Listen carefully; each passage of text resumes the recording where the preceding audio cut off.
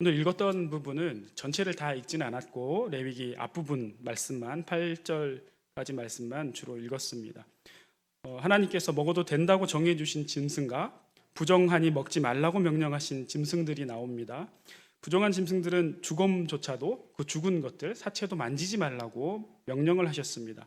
이렇게 레위기 11장 율법 이러한 말씀을 흔히 음식 규례 혹은 음식법이라고 말을 합니다. 3절에 보니까 짐승 중에 굽이 갈라져 쪽발이 되고 새김질하는 것만 먹을 수 있다고 나옵니다. 그러면 반대로 새김질을 하지 않거나 굽이 갈라지지 않은 것은 못 먹는다고 어떤 기준을 정해서 하나님이 말씀을 해주십니다. 4절에서 7절까지 나오는 대표적인 먹어서는 안 되는 짐승이 낙타, 사반, 토끼 이런 것들이 그 기준에 맞지 않기 때문에 먹으면 안 됩니다. 낙타하고 토끼는 아시고 사반은 뭐냐면 바위 너구리라고 해서 너구리과 동물입니다. 중국 사람들이 히브리어로 사판이라는 말을 듣고 비슷한 말로 자기들 말로 음역을 해서 샤판이라는 게 이제 중국어 발음인데 그걸 우리 한국 사람이 읽는 한자 도금으로 읽으면 그게 사반이 됩니다. 그래서 어쨌든 너구리과 동물이고 이런 동물들은 먹으면 안 되고 또 이어서 나오는 게 돼지는 굽이 갈라졌지만 새김질을 하지 않으니까 또 먹으면 안 되고 부정하다고 말씀을 합니다. 그 이후에 쭉 보면 이제 물고기에 대해서도 마찬가지로 먹을 수 있는 것, 먹을 수 없는 것, 새 종류, 곤충, 파충류 이런 것들이 다 나옵니다. 출애굽기보다 신명기보다 더 자세하게 나옵니다. 이 관련해서 부정한 것, 정한 것 이런 것들을 이제 11장 전체에서 말씀을 해주시고 있는데 또 이게 먹는 것과 관련이 깊습니다. 먹어도 되는 것, 안 되는 것. 유대인들하고 무슬림들, 이슬람교를 믿는 이 사람들은 지금까지도 이 율법이 아주 약간은 다른데 거의 똑같습니다. 무슬림들하고 유대인들은 지금도 이 법을 지키고 있습니다. 그래서 유대인들은 이 법을 지켜서 만든 음식을 코셔라고 해가지고 들어보셨는지 모르겠습니다. 코셔라고 해가지고 랍비들이 그걸 인증을 해줘야 됩니다. 그 음식에 대해서 어떻게 도축하고 어떻게 만들고 그런 모든 과정을 이 율법에 맞게 그 음식을 만들었는지 인증을 해주면 그 인증하는 비용도 들고 그래서 이 음식이 비쌉니다. 또 무슬림들 같은 경우는 그 할랄이라 그래가지고 자기들도 이런 형태로 음식을 만들어서 인증을 해야지 먹을 수 있습니다. 그래서 무슬림들이 다니다가 한국 같은 데 오면 돼지고기 먹지 않습니까? 그런 식당도 이제 독실한 신자들은 안 갑니다. 근데 만약에 그 이스라엘 유대인들이 만든 코셔 인증이 있으면 무슬림들 그거 먹습니다. 왜냐면 거의 비슷하기 때문에. 이 사람들이 이렇게 이 음식법을 잘 지키는 게 정말 자기들한테 중요하기 때문에 잘 지키는 거예요. 일종의 신앙 고백이거든요. 마음은 회칠한 무덤인데 마음속은 그렇지 않은데 겉으로는 이렇게 신앙적으로 자기 신앙이 좋다고 과시하고 잘해서 행위적으로 어떤 그 내가 잘 지켰다라는 거를 보여줘야 구원을 얻거든요. 그 사람들은. 그래서 그렇게 열심히 하는 겁니다. 그런데 이러한 규정에 담긴 진짜 의미를 모르니까 그렇게 안 지켜도 되는 규정을 지키고 있는 겁니다. 만약에 이 규정을, 이 말씀을 꼭 지켜야 되는 말씀이다라고 한다면 오늘날 우리도 당연히 이 말씀을 철저하게 지켜야 되겠죠. 그런데 오늘날 우리는 이 음식법을 지키지 않지 않습니까? 지키는 분 계시나요? 돼지고기는 성경에 먹지 말라고 했으니까 못 먹어 하시는 분 계시나요? 족발 좋아하시고 삼겹살 좋아하시잖아요. 다 드시잖아요. 우리는 왜 안 지키죠? 구약의 말씀이니까 옛날에 주신 거니까 안 지켜도 된다. 절대 그런 건 아닙니다. 구약의 말씀과 신약의 말씀은 다른 말씀 같지만 다 이게 같은 말씀이고 하나님의 말씀입니다. 우리가 말씀을 볼 때 그 의미가 우리에게 전달되는 말씀이 있고 겉으로 어떤 행위적이고 형식적인 것은 시대나 상황에 맞게 하나님이 맞추어서 변형해 주는 말씀들이 있습니다. 그런 것들을 구분해서 봐야 되는데 그렇지 않고 형식적이고 행위적인 거에 치우치다 보면 하나님의 본질을, 본뜻을 모르는 거죠.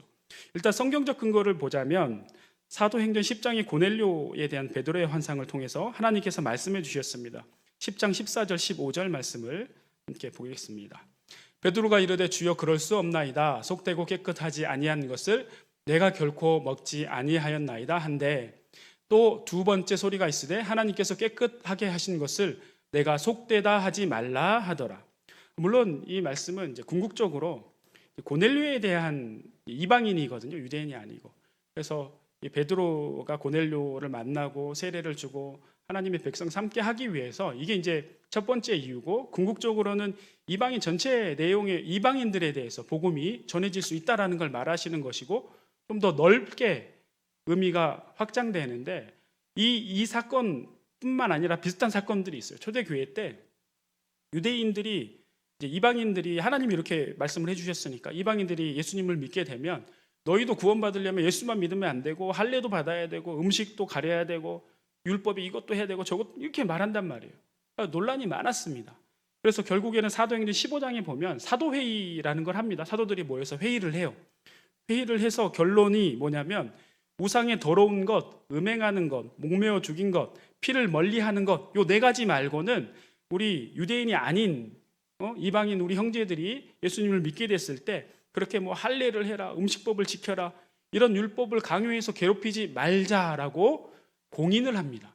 그래서 그때부터 우리는 이런 어떤 상황이나 시대적인, 그래서 의미가 중요하지 그 행위가 중요하지 않은 것에 대해서는 이미 하나님께서 속되지 않다라고 말씀을 하셨고 깨끗하다라고 말씀을 하셨기 때문에 그것을 공인한 이유로 초대교회부터 지금까지 우리는 이런 부분들은 잘 구분해서 음식을 자유롭게 먹고 있는 겁니다. 레위기의 이 음식 규례는 단지 먹고 안 먹고의 문제가 아니에요. 이 음식 규례는 조금 더 큰 범주, 그 위에 상위의 개념을 보면 이 레위기 11장부터 15장까지 정결법이라고 하는 규례에 묶여 있습니다. 같이 이렇게 묶여 있는 건데, 레위기 11장에서 15장의 이 정결법에 관한 내용들을 잠깐 보면 11장은 먹는 것, 짐승에 관한 내용들이 나왔죠.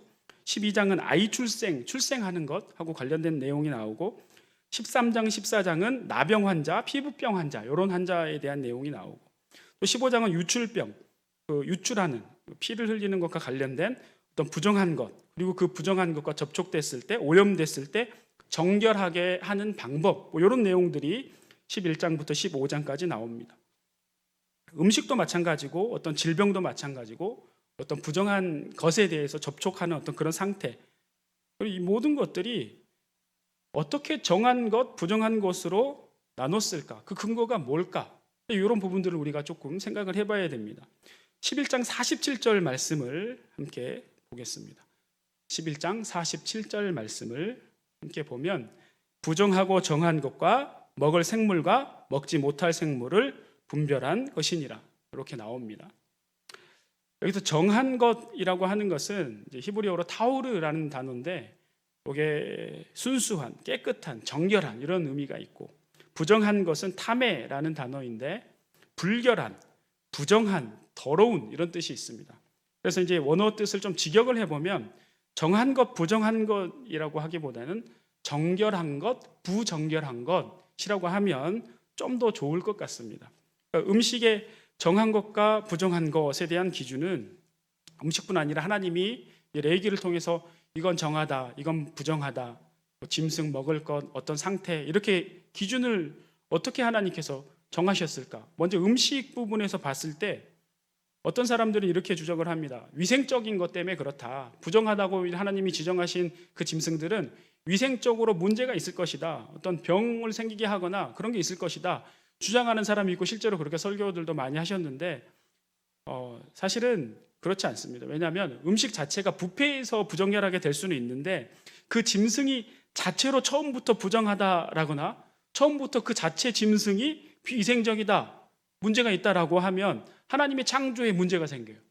하나님이 다 창조하신 다음에 다 좋았더라 하셨어요.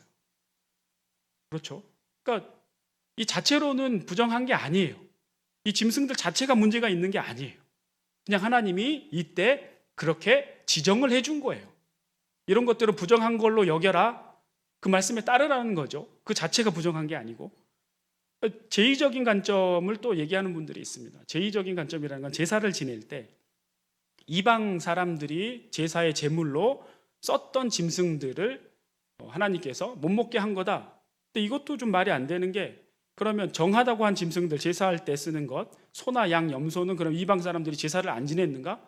마찬가지로 많이 제사의 제물로 썼습니다. 이것도 말이 좀 안 됩니다. 그러니까 우리가 알아야 할 중요한 것은 뭐 그런 것보다도 정결법이 갖는 그 속에 담겨 있는 의미와 방향성이 뭐냐, 이 말씀을 통해서 오늘날 우리에게 어떤 말씀을 하려고 하시는 것인가, 이런 것들을 좀 중점 있게 살펴봐야 됩니다. 먼저 부정하다라는 의미를 잠깐 생각해 보시면 이런 말들을 언제 쓰시죠? 이런 것들은 어떤 행위적인 것보다는 사실 좀 추상적인 거예요. 관념적이고 종교적이고, 뭐 이런 예를 들면 무당이 구슬할 때 아주 믿음이 충만한 사람이 가면 구슬 못한다고 하죠. 그리고 어떤 무당들이 하면 안 되는, 자기들이 모신다고 하는 그런 귀신들이 이렇게 어떤 활동이나 뭘 할 수 없는 그런 행위를 하면 부정타는 행위를 했다고 막 얘기하잖아요. 믿는 사람이 가서 기도하면 그런 말을 하겠죠. 이거 되게 종교적인 용어예요, 말하자면. 그리고 어떤 행위라기보다는 그 담겨 있는 추상적인 관념적인 의미가 있다라는 거죠. 위생적으로는 어떤 다른 문제가 원천적으로 있어서 부정하다, 부정결하다 한 게 아니고, 원래부터 깨끗하지 못하고 정결하지 못해서 부정한 것도 아니고, 그 자체로는 문제가 없는 하나님이 창조하신 짐승들이고 생물들이에요. 그런데 이 정결법의 의미를 제대로 알기 위해서는 제사와 관련해서, 또 거룩함과 관련해서 어떻게 하나님이 이런 말씀을 하게 됐는지, 당시 이스라엘 백성들의 어떤 배경적인 것들, 내용을 조금 우리가 알고 나야 그 안에 담겨져 있는 그런 내용들을 좀 더 알 수가 있습니다. 제사를 통해서 얻는 것은 구약 당시에 이스라엘 백성들에게 주신 약속의 또 은혜의 것들인데, 먼저 제사는 우리에게 죄를 대속해 주죠. 이스라엘 백성들의 죄를 사해 주시는 어떤 효과가 있고, 또 동시에 또 한 가지는 부정결함을 정결하게 해 주시는 역할도 있었어요. 이걸 우리가 같이 뭉쳐서 보는데, 엄밀히 구분해서 나눠서 보면 그 제사를 통해서 그 죄 있잖아요. 죄 자체를 하나님이 용서해 주시는 것과 그 죄로 인해서 부정하게 된 것을 깨끗하게 해 주시는 것, 이 두 가지를 같이 하나님이 은혜를 주셨다는 거예요. 하나님께서 그 은혜 가운데 우리가 그 죄를 감당할 수 없기 때문에 짐승의 그 머리에 안수해서 짐승의 피를 통해서 죄를 전가해서 우리 죄를 사해 주신단 말이죠. 근데 이 희생제물의 피는 익히 다 알고 있는, 이제는 다 알고 계시죠. 나중에는 결국 이 피가 예수님께서 그 피를 짐승처럼 흘리심으로 말미암아 우리의 죄를 사하게 된다는 것을 예표하고 반복해서 보여주신 거예요. 그러면 이스라엘 당시 사람들이 이렇게 하나님께서 영원한 것은 아니고 일시적인 구원과 깨끗하게 해주시는 은혜긴 한데, 그러한 은혜를 받으면서의 상태는 어땠는가를 보면 이 사람들은 여전히 세상에 속해서 살고 있는 사람들이었어요. 영적으로는 하나님의 백성이긴 한데 속해져 있는 세상 속에서는 하나님을 믿지 않는 세상 사람들과 섞여져서 사는 상태였어요. 그러니까 계속 깨끗함을 유지할 수 있는 상태는 아니고, 뭔가 잘못하면 그 깨끗함을, 순수함을, 정결함을 잃어버리고 오염되게 할 수 있는 상태의 사람들이란 말이에요. 여기 우리 레위기 10장 10절 말씀을 한번 보고 계속 말씀을 하겠습니다. 레위기 10장 10절 말씀. 그리하여야 너희가 거룩하고 속된 것을 분별하며 부정하고 정한 것을 분별하고. 레위기 10장 10절 말씀을 보면 그리하여야 너희가 거룩하고 속된 것을 분별하며 부정하고 정한 것을 분별하고. 여기서 보면 하나님의 백성이 분별해야 할 것 네 가지가 나오죠. 거룩하고 속된 것, 부정한 것과 정한 것. 거룩한 것은 하나님의 영역이라고 생각하시면 됩니다. 하나님의 통치가 완벽하게 이루어지고 하나님의 임재가 이루어지고 있는 그런 영역, 거룩한 것. 속된 것은 그렇지 않은 것, 세상, 우리가 흔히 말하는 세속적인 것, 세상을 말합니다. 속된 것이 그렇다고 해서 자체가 부정한 건 아닙니다. 엄밀히 또 말하면 모든 피조한 것, 이 세상도 다 하나님의 섭리 안에 있기 때문에 그 자체가 처음부터 부정한 것은 아닌데, 나쁜 건 아닌데, 이제 이 세상 속에서, 이 현실 사회 속에서 우리가 살아갈 때 하나님의 통치 영역에 있느냐 그렇지 않느냐, 그걸 이제 구분하는 겁니다. 그걸 분별하라는 얘기죠. 그리고 또 분별하라고 나온 게 정한 것과 부정한 것을 분별하라고 나오죠. 이것은 우리가 모릅니다. 어떤 게 정한 것인지 어떤 게 부정한 것인지. 그래서 하나님이 지정을 해준 거예요. 특별히 그 자체가 처음부터 창조할 때부터 부정한 것이라서 그런 게 아니고 하나님이 이스라엘 백성들에게 이거는 정한 거야, 이건 부정한 거야, 그냥 그렇게 정해준 거예요. 그리고 그 말씀을 따르라는 거죠. 중요한 건 그 말씀을 따르는 거예요. 이게 왜 부정하고 왜 정한 거고 이게 중요한 게 아니고 하나님이 그렇게 지정해 주신 말씀에 따라서 순종하라는 게 중요한 거죠. 이스라엘 백성의 상태는 거룩한 하나님의 백성으로서의 영역에는 속해 있는데 하나님의 백성은 맞는데 거룩한 자들은 아니었어요. 속된 세상에 살면서 하나님의 백성의 상태로 정결한 상태는 유지할 수 있는데 얼마든지 금세 부정결해질 수 있는 그러한 상태였단 말이에요. 이렇게 정결한 상태의 이스라엘 백성들은 말씀에 따르지 않으면, 하나님이 그 정해주신 그 말씀대로 따르지 않으면 금세 부정결해지고 또 그런 것들에 접촉하거나 먹거나 그런 상태가 됐을 때는 그게 또 하나님이 말씀한 대로 빨리 조치를 취해서 정결하게 되는 어떤 그런 조치를 하지 않으면 그게 이제 더 엄중한 죄가 되는 거거든요. 가벼운 부정결함에 대해서는, 가벼운 어떤 것에 대해서는 뭐 하루 정도 좀 이렇게 격리를 하고 그 과정을 거치면 다시 정결하게 됩니다. 좀 중대한 부정결은 월경, 피를 일반적인 유출하는 거, 일반적인 피부병. 근데 아까도 말씀드렸지만 뭐 월경 이게 여성분들이 달마다 하는 건데 이거 자체가 부정하고 나쁜 게 아니에요. 하나님이 그렇게 정하신 거예요. 이런 것도 한 일주일 정도의 정화 기간이 요구되고 또 희생제물도 바쳐야 됩니다. 아주 중대한 부정결한 것은 나병 환자나 송장 접촉하는 거 뭐 이런 것들인데 이런 것들은 상당히 기한이 무기한 될 수 있습니다. 나병 환자는 그게 나을 때까지, 나아서 제사장이 인정해 줄 때까지 그런 어떤 정결하게 되는 과정을 거쳐야 됩니다.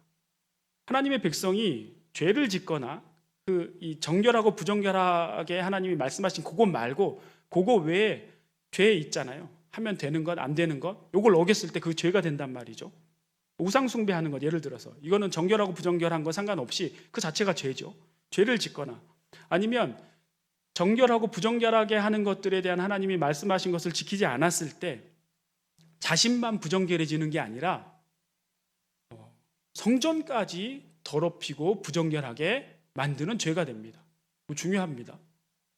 그러니까 내가 죄를 짓고 내가 하나님이 명령하신 이걸 먹으면 부정결하게 돼, 부정하게 돼 라고 하는 것들, 그 말씀을 안 따르면 나만 죄를 짓고 부정하게 되는 게 아니고 하나님이 임재하시는 성소 그 성전까지 영적으로 더럽히게 되는 죄가 된다는 거예요.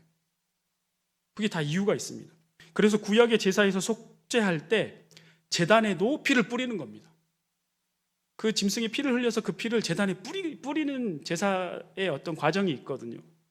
왜냐하면 더럽혀진 성소를 깨끗하게 한다는 의미를 보여주기 위해서 그런 것들이 있습니다. 출애굽기 24장에 보면 모세와 아론과 나답과 아비후 그리고 장로 70인이 산 아래에 제단을 쌓고 제사를 지내는데 제물의 피를 받아서 양동이에 받습니다.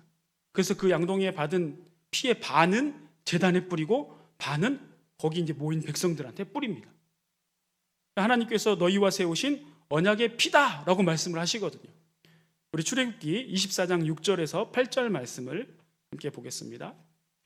모세가 피를 가지고 반은 여러 양푼에 담고 반은 제단에 뿌리고 언약서를 가져다가 백성에게 낭독하여 듣게 하니 그들이 이르되 여호와의 모든 말씀을 우리가 준행하리이다. 모세가 그 피를 가지고 백성에게 뿌리며 이르되 이는 여호와께서 이 모든 말씀에 대하여 너희와 세우신 언약의 피니라. 모세를 통해서 아직 제사의 명령과 제사장을 완벽하게 다 세우기 전입니다. 그 전에 먼저 이 사람들을, 대표자격인 사람들을 불러다가 하나님께서 모든 백성들을 대표한 거기 때문에 그 하나님의 모든 백성을 다 포함하는 겁니다. 피를 뿌려요. 백성들한테, 대표자들한테만이지만 피를 뿌리고 제단에도 피를 뿌려서 하나님께서는 그 백성이 원하든지 원하지 않든지 이 백성들과 하나님이 임재하는 그 제단이 연결되게 그렇게 하실 거예요. 하나님의 백성이 죄를 지으면 그래서 성전도 더럽혀지는 겁니다. 하나님의 백성이 제물의 생명을 바쳐 속죄하면 그 생명의 피로 또 제단에 피를 뿌리면 더럽혀진 제단이 깨끗하게 될 뿐 아니라 백성들도, 그 죄를 지은 백성도 깨끗하게 되는 거예요. 그렇게 대속이 됩니다. 이게 이제 원리가 그렇습니다. 하나님은 자주 대표성이라는 것을 좀 사용을 하십니다. 그래서 우리를 편하게 해주시죠. 11조, 장자, 첫것 이런 게 딱 그것들, 그 사람들만이 아니라 대표성을 띠게 하는 거예요. 대표성을 띠게 해서 전부라는 의미를 하나님이 포함시키는 겁니다. 만약에 이 피 뿌림도 제사 때마다 그 사람들 피를 받아가지고 양동이에 반은 제단에 뿌리고 반은 사람한테 뿌리면 얼마나 그 제사도 사실은 매번 드리는 게 우리가 안 드리니까 우리는 잘 모르지만 생각만 해봐도 얼마나 번거롭고 힘들겠어요. 근데 피까지 막 뿌려요 몸에. 얼마나 힘들었겠어요. 하나님이 은혜를 주신 거죠. 처음에 그 언약을 맺을 때만 대표하는 몇 사람만 불러서 하고 나서 피를 뿌리고 나서 그러면 그 이후로는 피를 안 뿌렸느냐? 유사하게 뿌린 건 아닌데 그 후로는 제사장 위임식을 할 때마다 제사장의 오른쪽 귀, 오른쪽 손가락, 오른쪽 발가락 거기에 피를 찍어 바르죠. 좀 생략해서 하나님이 그 의미를 담아내는 거죠. 그러니까 어쨌든 하나님의 백성과 하나님이 임재하는 성전은 연결이 돼 있어요. 내가 죄를 지으면 하나님이 임재하는 성전도 더럽게 되는 거예요. 구약시대에 지은 죄에 대해서는 나 개인뿐 아니라 성소도 더럽혀진다는 것, 그리고 그 성소가 또 내가 깨끗하게 되고 대속되는 것은 제사를 통해서만, 제사 자체의 능력은 아니지만 그 제사를 통해서 그 말씀에 순종하는 백성을 보시고 하나님이 그 제단에 임재하셔서 그 제사를 받으시고 은혜를 주시는 거죠. 이 부분은 이렇게 생각해 보시면 좋겠습니다. 아담과 하와에게 주셨던 법이 있죠. 선과 악을 알게 하는 나무를 먹지 말라고 명령하신 것. 많은 사람들이 질문을 하죠. 아니 왜 귀찮게 꼭 그런 명령을 주셔서, 안 주셨으면 범죄를 안 했을 텐데 그런 걸 괜히 그렇게 따먹지 말라고 하니까는 더 하고 싶어지고 그래서 범죄하게 되고. 근데 그렇지가 않죠. 그거 한 가지, 딱 그거 한 가지였거든요. 근데 그거 한 가지도 없었다면 하나님을 믿는다는 것, 하나님을 경외한다는 것, 하나님의 말씀을 따른다는 것에 대한 기준이 어디 있습니까? 그러니까 선과 악을 알게 하는 나무가 중요한 게 아니고 그거를 먹지 말라라는 게 중요한 거예요. 그걸 하지 말라고 했으면 안 해야 되는 거죠. 율법의 제사도 분명히 우리에게 대속의 은혜를 주셨지만 직접 거룩하신 하나님께서 우리에게 다가오셔서 하나님의 백성으로 삼아주신 후에 자유롭게 명령을 지키도록 하신 거예요. 우리 기계적으로 막 안 하면 안 되게 기계로 만든 게 아니고 자유롭게 지키도록 하나님께서 하셨는데, 우리가 성소를 바라보고 하나님의 임재가 있는 곳을 향해서 나아가면 비록 부정한 일을 가끔 실수로 저지르고 죄를 지었을지라도 하나님이 대속의 은혜를 주시고 또 깨끗하지 못하게 부정결하게 된 것들, 나도 마찬가지고 연결되어 있는 그 성소까지도 하나님이 깨끗하게 해주시는 은혜를 주셨어요. 그러나 수천 년 동안 그 율법, 그 제사를 통해서 알게 된 것은, 그걸 반복해서 해봤을 때 알게 된 것은 뭐냐면 내 힘으로 안 된다는 거예요. 내가 아무리 잘하려고 하고 내 의지를 갖고 한다고 해도 안 된다는 거죠. 하나님께서 분명히 율법을 통해서 대속의 은혜를 주셨는데 사람들은 계속 그 죄를 지어요. 반복해서 지어요. 또 제사의 본질의 의미보다는 형식에 치우쳐요. 속마음은 그렇지 않은데 겉으로는 거창한 척, 그런 척, 눈속임 하려고 해요. 하나님이 정해주신 정결한 것보다는 부정결한 것에 더 추구하고 신경을 씁니다. 결국 성소를, 하나님이 임재하는 거룩한 곳을 계속 더럽히는 일만 반복해서 했다는 거죠. 아담과 하와가 그러했듯이 우리 인간은 스스로 거룩해질 수도 없고 거룩한 길로 대속의 은혜의 자리로 절대로 스스로는 나아갈 수 없는 존재라는 것을 확인하는 것밖에 안 되는 거예요. 율법이 문제가 아니라 우리가 문제라는 거죠. 우리 자체가 문제예요. 참, 하나님은 너무 감사한 분이죠. 그래서 우리가 그렇게 안 된다는 걸 깨닫게 하시고 예수님께서 오셔서는 구약시대와 완전히 다르게 접근을 하십니다. 그 자신이 제사장이고 성전이고 그렇게 하나님이신 그 예수님께서 우리에게 직접 오십니다. 직접 다가와서 아무도 가까이 하지 않으려고 하는 환자들, 혈루병 환자, 나병 환자, 거기에 손을 대고 안아주시고 직접 고쳐주시고 치료해주세요. 구원해주세요. 구약의 신약의 구원의 패러다임이 완전히 바뀌는 거죠. 그러니까 본질적인 의미는 같은데 구약에서는 어쨌든 주시는 건 하나님의 은혜긴 한데, 하나님의 능력이긴 한데 너네가 이렇게 와야 돼. 성소로 와야 돼. 그런데 그게 아니라 신약에서는 하나님께서 직접 인간의 모습으로 오셔서 우리에게 다가와요. 너네들에게는 그렇게 힘이 없어. 너네들 스스로는 안 돼. 라는 걸 알려주시는 거죠.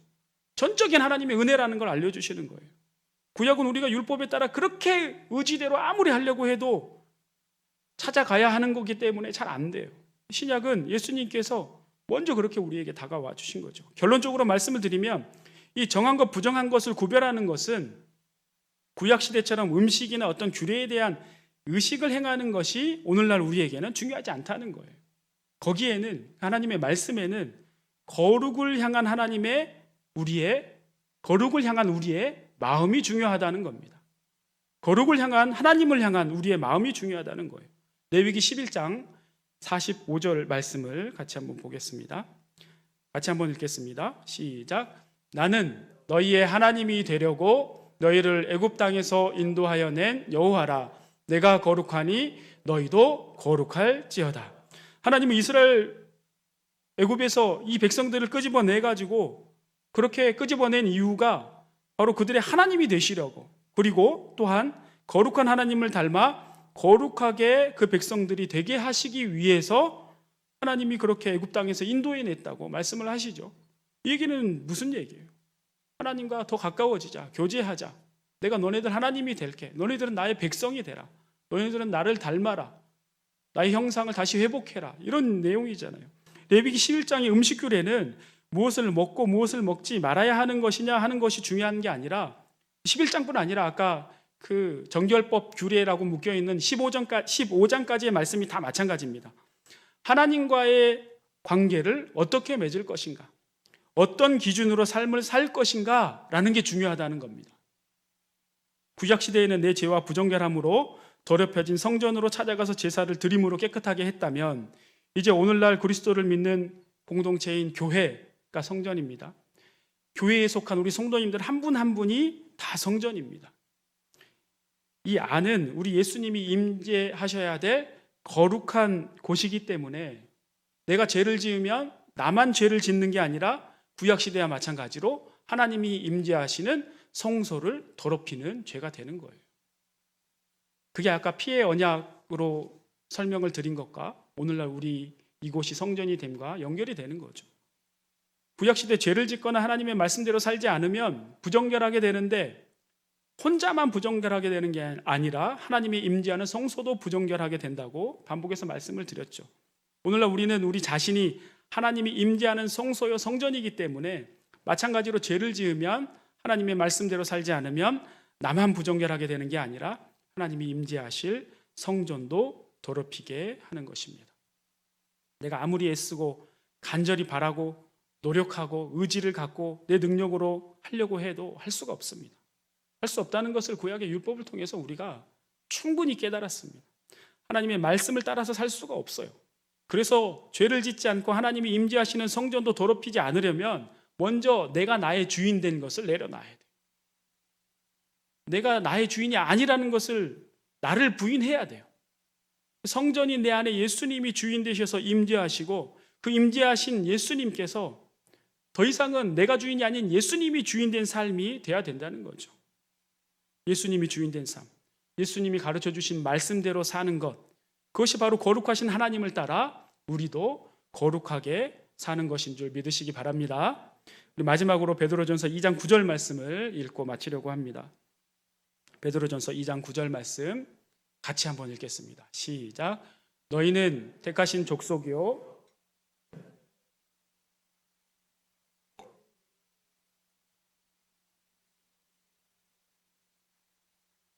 기한 빛에 들어가게 하신 이의 아름다운 덕을 선포하게 하려 하심이라. 사랑하는 우리 성도님들, 주님이 임재하실 이 성전, 더럽히는 욕심, 나의 주인됨 다 걷어내고 내려놓으시고 이제 주님만 나의 주인 되는 삶으로 아름다운 덕을 선포하고 복음을 선포하면서 그렇게 거룩한 삶을 살아내시는 우리 성도님들 되시기를 축원하고 축복합니다.